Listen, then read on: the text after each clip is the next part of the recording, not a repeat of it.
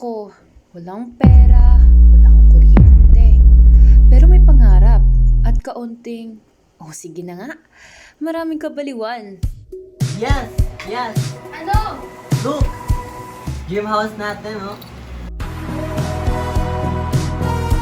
Walk-in closet, dirty kitchen, at rooftop bar para sa heartmate. Anong rooftop bar? Wala pa nga tayong bubong. At saka bakit parang tindahan naman ng healthy shop yung drinowing mo? Uy, natin! Love team reveal! Kilig! Kahit walang kuryente, may spark! Bitoy! Yes, mahal? Nasaan ang wrench? Ay, wrench pala. Akala ko wrench as in wrench kill. Wrench ang kailangan ko, hindi trauma.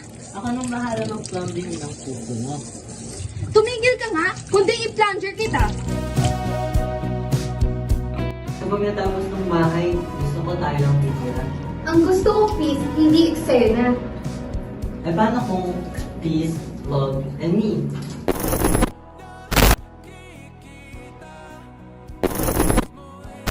May pangalan na. Kulang na lang ng emotional stability mo. Hindi, kulang pa ng 4 na pako, 3 sakong buhangin, at respeto sa physics.